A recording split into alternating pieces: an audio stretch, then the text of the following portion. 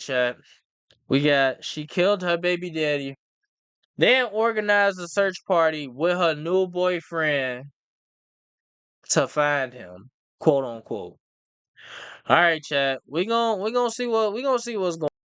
We're gonna see what's going on. Like shit like this actually be throwing me off because like why? Hey King. What's up? I love you. Oh wait, is this the baby Oh, daddy? you do now? Now you just applications, ain't it? No application. You the best thing that's ever happened to me. Oh man. There's no building mom. You can't do that. This shit about to be crazy, Chad. I already know what to do. No. I said I love you. Ain't gonna hold you though. Wait, no, this the one that passed. Never mind. I'm not even gonna say that. Back because you took too long. I'm fried as hell. I can't explain. Yeah, we see, nigga. I was street.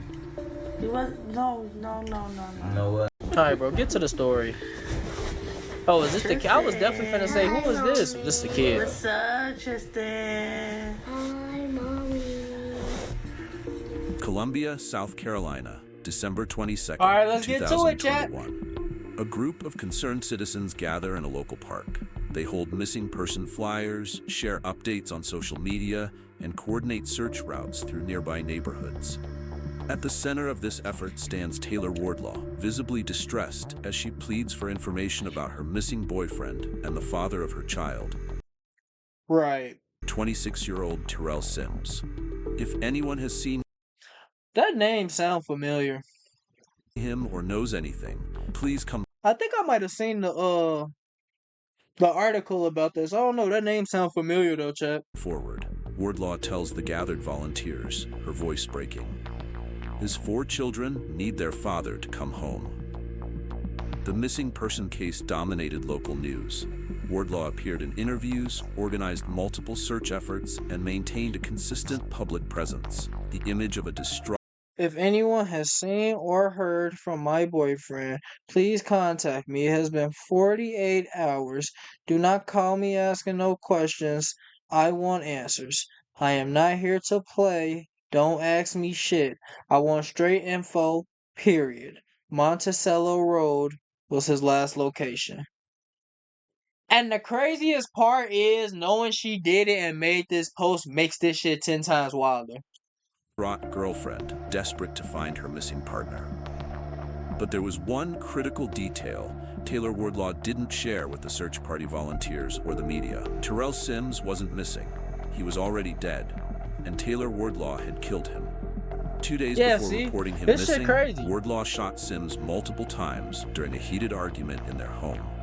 Rather than calling for help or turning herself in, she initiated an elaborate deception. So she popped the nigga up and then bro, like, I swear to God, people really be devious as fuck when you really think about it. Yo, seriously, everything that I prayed for last night, I've got it so far. I have one more thing to get done today. Son, God has blessed everything that I've asked for. One more thing, y'all. With her new boyfriend. Wait, was that the one more thing? Wait a minute, was the one more thing the smoke up, bro? What? Friend Eddie Brown, she disposed of Sims's body near a creek and methodically removed evidence from their home. The truth would remain hidden for nearly 2 weeks.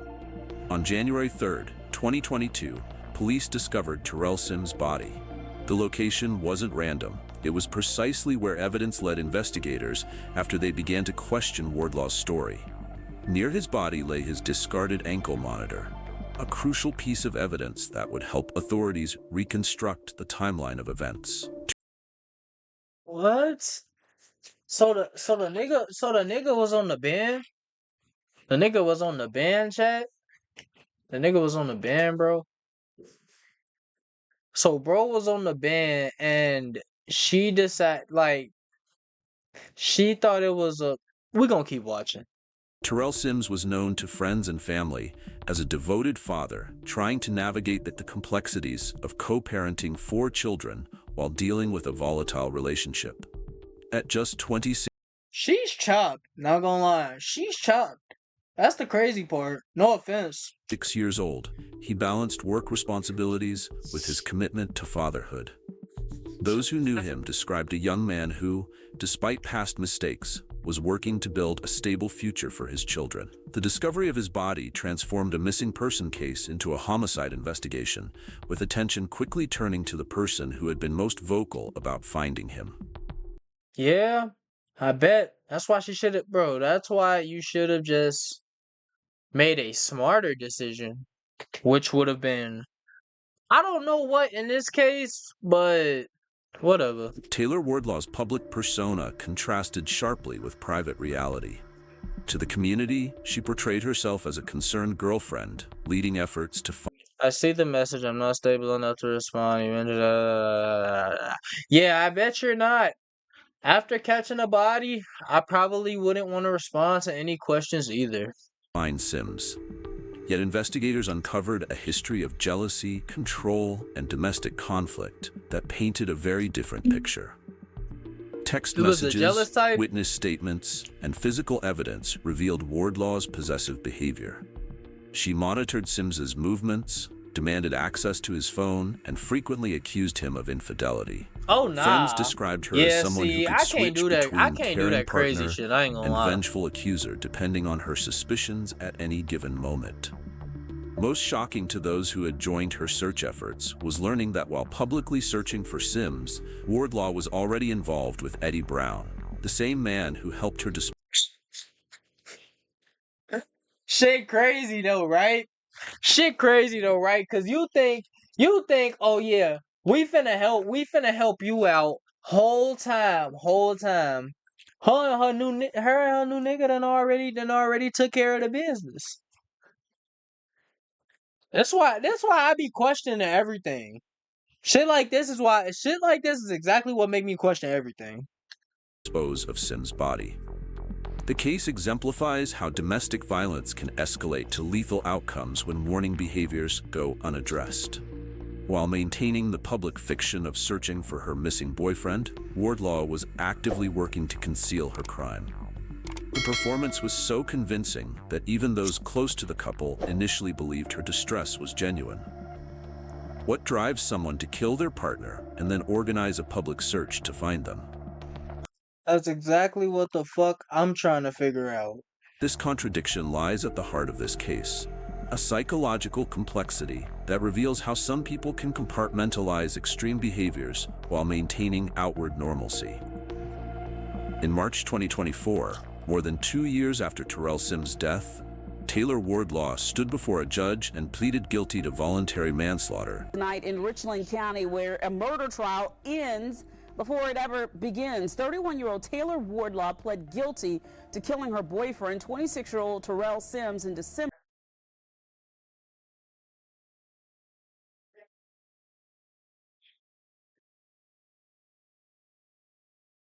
of 2021. News 19's Cassidy Byer was in court today. She's joining us now with the details. I felt she should have got more. On what was supposed to be the first day of trial, 31-year-old Taylor Wardlaw changed her mind, and after being led into the courtroom in shackles, she pleaded guilty to killing her boyfriend, 26-year-old Terrell Sims. Rose Finally admitting to the crime she had worked so diligently to hide. Like, that's the shit I'm saying. If you literally did all that to hide it, you organized a certain, like, we're gonna find out. If you're finding this case as compelling as I do, take a moment right now to hit that like button. It really helps the channel I got reach you after more the true stream, crime gang. enthusiasts like yourself. I've spent months researching this case, gathering court documents, I and hear you, bro. speaking with those connected to I both hear you, bro. Terrell and Taylor. I hear you, bro. There's so much more to uncover about the psychological factors that led to this tragedy I and hear you, the bro. evidence that eventually revealed the truth. I hear you, bro. Subscribe to the channel if I you hear you, haven't bro. already. Cases I hear where you, bro. public personas I hear masked you, bro. Wardlaw's relationship with Terrell Sims deteriorated into violence, jealousy, and ultimately murder. Taylor Wardlaw's life before the murder showed a pattern of behavior that would later prove significant. She's so chopped. Though public record Like, that's literally gross. That's literally gross. Records of her early years remain sparse. Accounts from those who knew her paint a consistent picture. That room looks like it smells horrendous. Residents of Columbia, South Carolina, who interacted with Wardlaw, described her as fuck. having two distinct sides to her personality. One charming and attentive, the other suspicious and domineering. She could switch how she acted depending on who was watching, said one acquaintance who knew both Wardlaw and Sims. When others were around, she played the role of a devoted girlfriend. When they were alone, it was constant questioning and accusations. That's kind of crazy. That's actually crazy. This duality That's became a crazy. defining trait in her interactions. Wardlaw maintained appearances while harboring deep insecurities that manifested as control tactics. Her relationships followed a consistent pattern: initial charm, followed by escalating possessiveness. Can we really blame her though? In 2018, Wardlaw and offense. Terrell Sims began their relationship. What started with the ordinary excitement of a new connection quickly revealed troubling dynamics. Within months, those close to the couple noticed Wardlaw's growing need to Who the fuck are these niggas? Bro, this nigga just putting anything in the. Who are these niggas? monitor Sims's activities. She demanded access to his phone, questioned his whereabouts, Like, bro, what are these cutscenes? What are these cutscenes? and reacted with outbursts when she perceived any threat to her position. Family members later reported that Wardlaw tracked Sims's movements obsessively. She would call repeatedly if he didn't answer immediately, show up unexpectedly at places where he was supposed to be, and demand explanations for any interaction with other women, even casual conversations. She wanted to know where he was every minute of the day, said Sims's cousin in a statement to investigators. If he took too long coming back from the store, she would blow up his phone with texts accusing him of seeing other women. This high-pressure environment created a continuous state of tension. Sims, struggling to balance his responsibilities as a father of 4, with Wardlaw's demands for attention and loyalty, found himself increasingly isolated from friends and family. Bro, and the fact that this is so crazy is because in every other video that I've watched like this, it's usually the other way around. Like, it's usually, like, you feel me? The relationship deteriorated further with each passing year. Arguments that began as verbal confrontations gradually escalated to physical altercations. Yeah. Both Wardlaw and Sims engaged in behaviors that neighbors described as loud and aggressive, with disputes frequently spilling outside their home. In 2020, the situation reached a critical point. While 9 months pregnant, Wardlaw reported that Sims had threatened her life during an explosive argument. This incident resulted in his arrest and a court-ordered separation through a no-contact order, a legal measure designed to prevent further violence between. Bro, and situations like this be crazy because motherfuckers go through all of that. They get the courts involved, they get the police involved, they get all of these people involved, and then now they gotta sneak around. Then they still be sneaking around on the low, bro. That shit. Them. Court documents from this period reveal the contradictory narratives that defined their relationship. During the hearing, Wardlaw described feeling unsafe and afraid for her unborn child. Yet within months of the baby's birth, despite the no-contact order remaining active, the couple had resumed living together. This pattern, separation followed by reconciliation despite legal intervention, demonstrated the complex hold they maintained on each other. Friends observed a push-pull dynamic where periods of apparent harmony would inevitably dissolve into accusations and conflicts. They couldn't seem to stay apart, even when they shouldn't have been together, explained a Told you. mutual friend who witnessed their relationship over years. One week they'd be posting happy family pictures, the next week one of them would be staying with friends after a blow-up. Yeah, that shit. By mid-2021, their relationship had settled into a destructive routine. Wardlaw maintained strict oversight of Sims's communications, regularly checking his phone and social media accounts.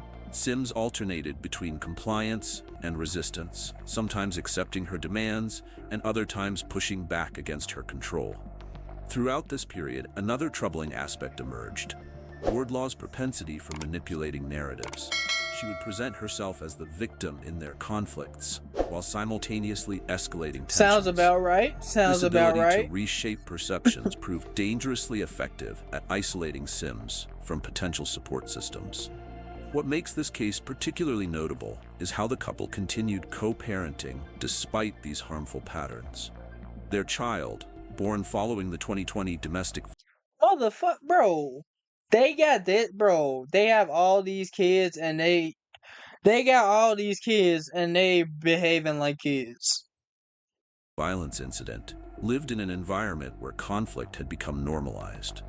Both parents appeared to compartmentalize their hostilities, maintaining the appearance of functional co-parents despite their increasingly volatile this nigga in the burgundy shirt look just like him. By December 2021, their relationship had reached a breaking point. Wardlaw's controlling behaviors intensified while, unknown to Sims, she had begun a relationship with Eddie Brown. Bro.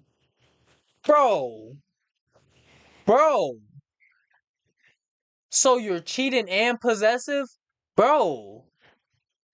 What the fuck? How that work? What the fuck they do that at? This web of deception added new pressure to an already unstable situation. The history between Wardlaw and Sims demonstrates how relationships can become pressure cookers when healthy boundaries are absent. Their pattern of conflict, temporary separation, and reunion created an environment where tensions accumulated without resolution. The domestic violence incident during Wardlaw's pregnancy served as a clear warning signal that went unheeded, with the pair resuming their relationship despite court intervention. This cycle of dysfunction established the conditions for what would ultimately become a fatal confrontation in their home. A tragedy, years in the making. December 20th, 2021 marked the point of no return in the troubled relationship between Taylor Wardlaw and Terrell Sims. What transpired that evening in their Columbia, South Carolina home would transform their domestic conflicts into a homicide investigation. The day began with mounting tensions. According to case records, Wardlaw had been increasingly fixated on suspicions about Sims's fidelity. Text messages recovered from her phone showed dozens of accusatory messages sent throughout the day. The projecting is at an all-time high. How the fuck are you cheating and then you sitting there worried about what this nigga doing? Like, she projecting so hard. Demanding explanations for his whereabouts and questioning who he had been in contact with. Witnesses in neighboring apartments later told investigators they heard the argument escalate around 9 p.m. The confrontation centered on Wardlaw's accusations that Sims was involved with another woman. These allegations weren't new. They had been a recurring theme in their arguments. But this night, the intensity reached unprecedented levels. You could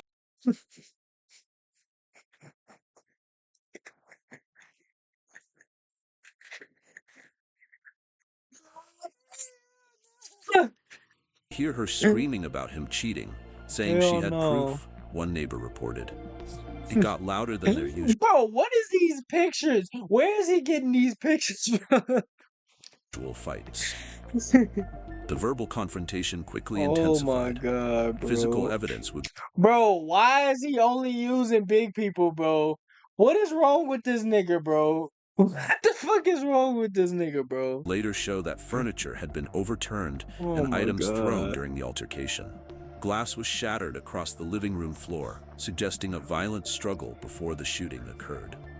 As the argument reached its peak, Wardlaw retrieved a firearm.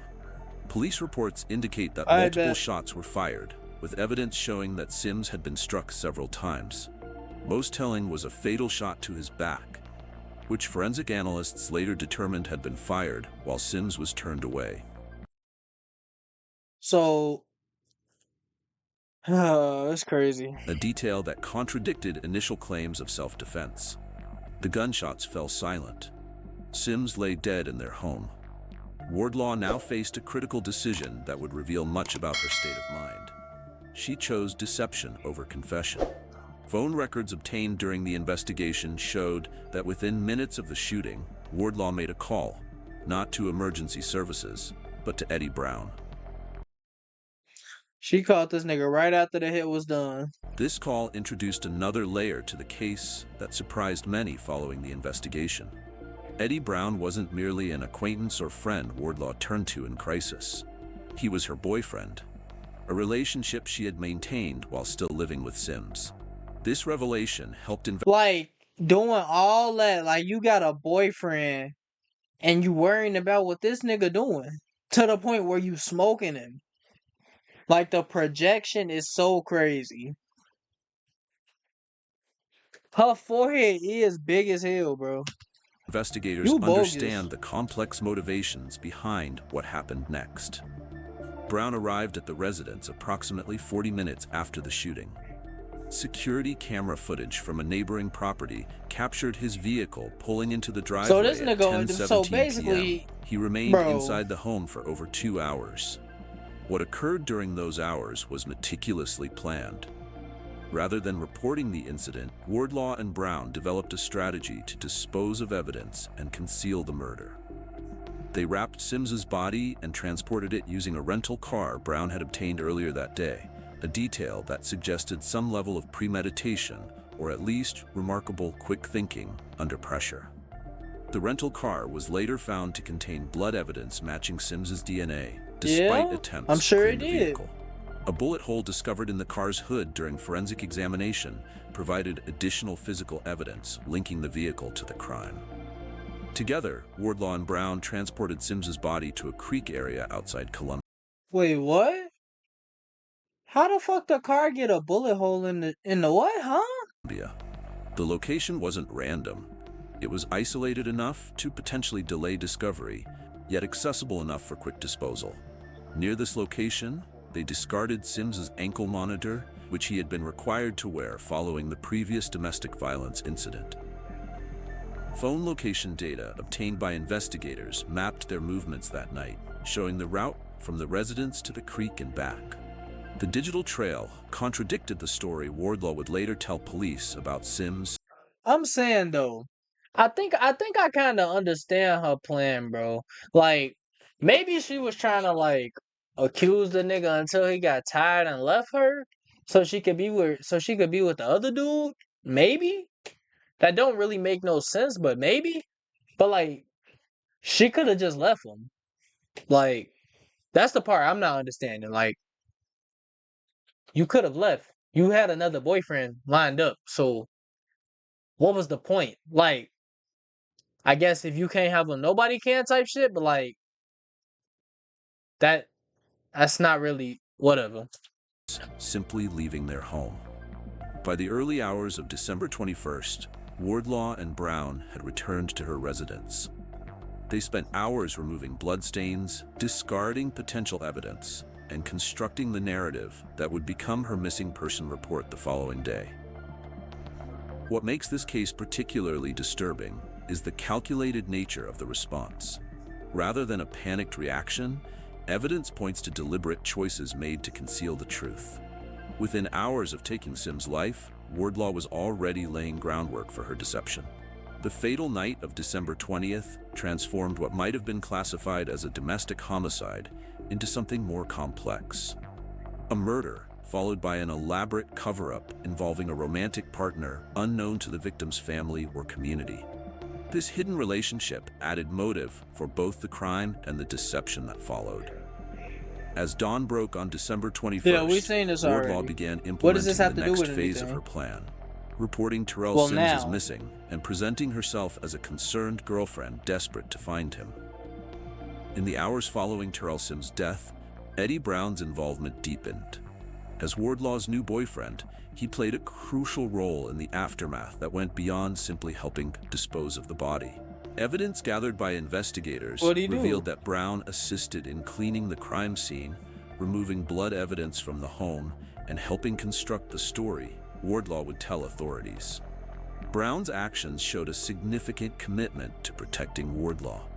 Niggas do anything behind some coochie. As This documented in shit police crazy. reports, he used his personal connections to obtain cleaning supplies without creating a paper trail, and advised Wardlaw on how to act when filing a missing person report. Text messages recovered from their phones showed detailed exchanges about what story to present to police. Let's make sure we know exactly And then y'all text about it. Good job. what we're saying. Good job. One message from Smart Brown read, thinking. "Say he left angry after you argued. Don't mention anything else." On December 22nd, 2 days after the murder, Wardlaw walked into the Columbia Police. And then he's sitting there setting their ass up for fit, bro. Don't ever say you argued if you did something unless you want to go to jail. Why the fuck? You know what? It don't matter. I don't do crime. I keep saying this. Police department to file a missing person report. According to the statement she provided, Sims had left their home after an argument and hadn't returned or contacted anyone, a narrative carefully constructed to deflect suspicion. The report Wardlaw filed claimed she had last seen Sims on the evening of December 20th, Just lying stating he her had ass walked off. out during their disagreement and not returned. She described him as wearing clothing that investigators would later determine had been disposed of along with his body. She also provided a list of his friends who might know his whereabouts, individuals she had not actually contacted before filing the report. What made Wardlaw's deception particularly effective was her apparent willingness to aid the investigation. She volunteered Sims's phone records, provided photos for missing person flyers, and appeared genuinely distressed when speaking with officers. This performance was convincing enough that initial police response treated the case as a standard missing person investigation. The missing person report generated local media coverage, which Wardlaw leveraged to further her deception. She gave interviews expressing concern for Sims, highlighting his role as a father to 4 children who needed him. These public appearances served dual purposes, maintaining her cover story while monitoring the progress of the investigation. Perhaps the most calculating aspect of Wardlaw's behavior was I her ain't gonna lie, organization she of a definitely community search calculated. party on December 27th. She definitely had a calculated She plan. coordinated with local residents, distributed flyers with Sims's photo and description, and assigned search areas, all while knowing exactly where his body had been left. During the search, Wardlaw strategically directed volunteers away from the creek where Sims' body had been disposed. Witnesses later recalled how she seemed particularly concerned with managing which areas were being searched, insisting certain locations were already covered when they weren't. She kept saying we didn't need to check the areas toward the creek, one volunteer later told investigators. She was See, she was trying to keep them niggas away from the body. adamant about keeping the search in neighborhoods and parks. Meanwhile, So she Eddie wouldn't Brown find shit, maintained a duh. low profile during the search efforts, deliberately avoiding appearing alongside Wardlaw in public. This separation proved strategic. It prevented anyone from questioning their relationship, while Wardlaw presented herself as Sims' concerned girlfriend.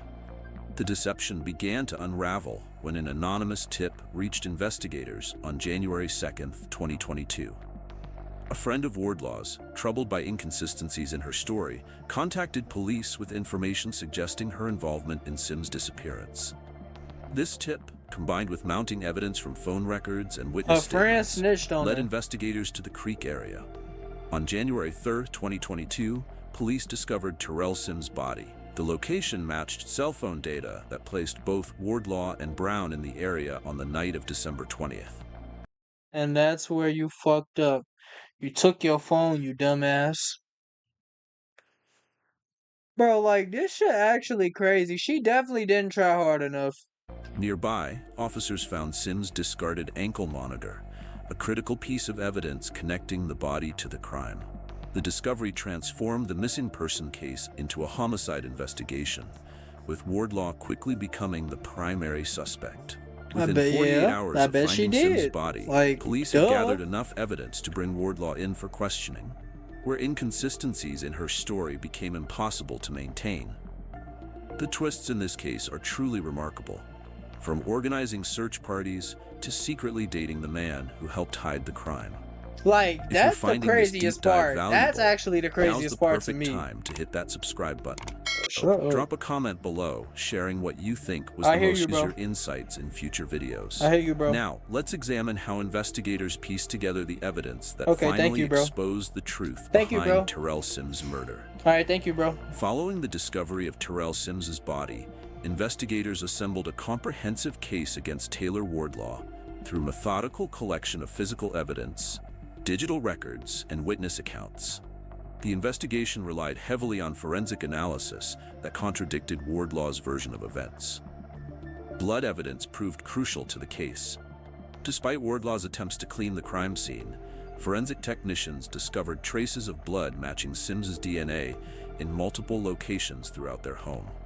Using specialized lighting and chemical treatments, investigators they revealed got all blood that spatter shit. They're patterns gonna find out consistent with everything. multiple They're gonna gunshots. find out everything. These patterns contradicted Wardlaw's claim that Sims had simply left after an argument. The blood evidence told us exactly what happened in that room, noted the lead detective in court documents. No matter how thoroughly someone cleanses, blood leaves microscopic traces that tell the story. Perhaps most damaging was the evidence recovered from the rental car. Brown had used the vehicle to transport Sims's body, and despite efforts to clean it, blood residue remained detectable through forensic testing. Bro, and this is the shit I'm talking about, bro. Like, y'all, like, they be thinking they so calculated and shit like that, but then, like, they're gonna find out. Like, they gonna find out. That's why it's just best to not even do crime no more. There's cameras everywhere. They got all type of new technology and shit, bro. Like, it's all type of shit going on, bro. And I think my camera's froze, Additionally, chat. investigators Let me fix discovered that. a Hold bullet on. hole in the hood of the car. Physical Yeah, my proof camera's linking froze, the chat. vehicle Just give me 2 directly seconds. to the shooting. Sims' ankle monitor, recovered near his body, provided critical timeline information. Data from the device showed it had been functioning normally until 9:47 p.m. on December 20th, precisely when the confrontation escalated. This timestamp aligned perfectly with neighbor reports of hearing gunshots. Digital evidence further strengthened the case against Wardlaw and Brown. Their cell phone records revealed extensive communication before, during, and after the murder. Location data placed both phones at Wardlaw's residence during the time of the shooting, then traveling together to the creek where Sims's body was found, and finally returning to Wardlaw's home. Text messages recovered from their devices documented their relationship and contained discussions about Wardlaw's jealousy regarding Sims. Messages exchanged after December 20th showed coordination of their stories and explicit mentions of cleaning supplies and evidence removal. The investigation gained significant momentum from witness testimony. A neighbor reported hearing the argument escalate on December 20th, followed by sounds consistent with gunshots. Neighbor. Could you imagine if the neighbor didn't report it? Friends of Wardlaw came forward with accounts of her controlling behavior and frequent accusations and everybody of just infidelity snitched on her. Sims. Everybody just came through and snitched right after Wardlaw's that. friend proved particularly valuable. This witness revealed that Wardlaw had confided details about the shooting and subsequent cover-up. According to court records, the tipster provided information only someone with knowledge of the crime could have known, including the location where the body had been disposed. Yeah? Psychological assessment of Wardlaw's motives pointed to a lethal combination of jealousy, possessiveness, and fear of abandonment. How? How do you have fear of abandonment and you have a new nigga? I'm not understanding. Investigators noted that despite her relationship with Brown, Wardlaw maintained controlling behaviors towards Sims. Experts who reviewed the case highlighted how Wardlaw's extreme reactions to perceived infidelity, combined with access to a firearm during an intense emotional confrontation, created conditions for violence. The investigation reached its definitive turning point when forensic analysis of Sims's wounds revealed a fatal shot to his back.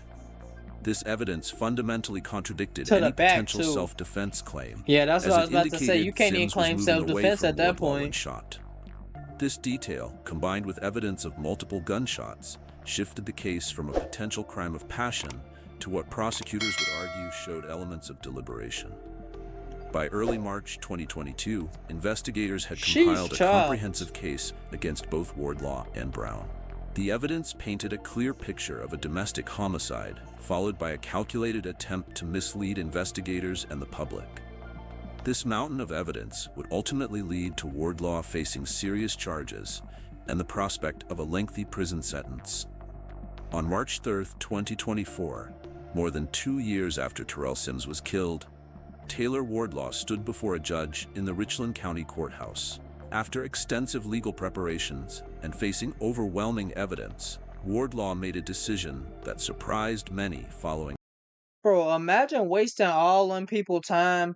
Like, bro, you could have been said you did that shit, because I'm pretty sure she was sitting this whole time. I mean, I highly doubt they gave her bail. So if she was sitting this whole time, she was sitting for 2 years, she could have got her sentencing out the way a long time ago.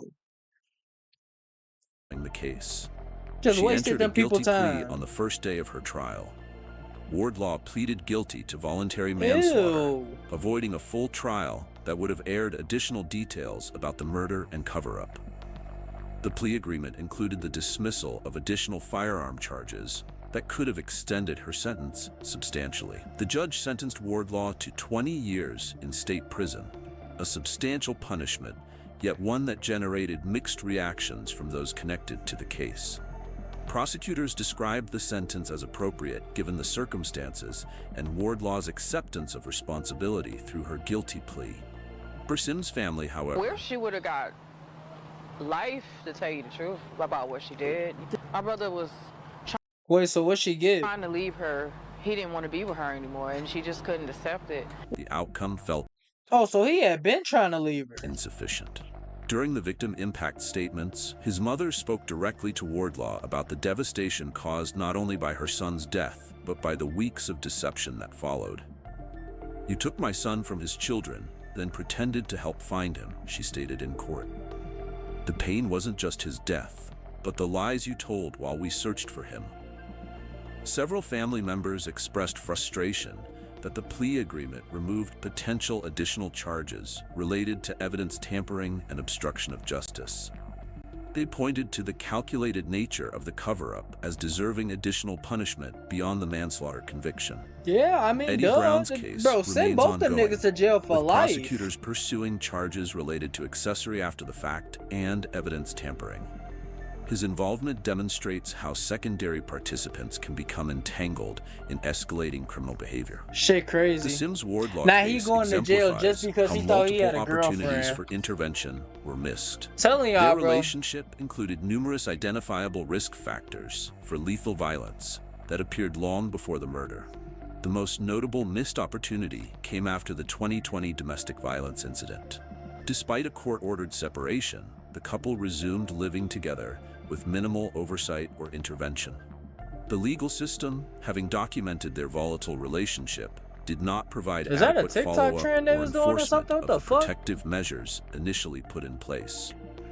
Friends and family members later acknowledged seeing concerning patterns, but feeling powerless to intervene effectively. Several reported witnessing controlling behaviors, excessive jealousy, and verbal confrontations that hinted at the potential for violence. For domestic violence prevention advocates, this case highlights how the pathway to lethal violence. I ain't gonna lie, that shit crazy. So moral of the story, bro. Moral of the story is you can't trust nobody, chat. You can't trust nobody, chat. Not even somebody that you think you locked in with, bro. Cause I mean, they said he was trying to leave her. So, but you can't trust nobody, chat. That shit crazy.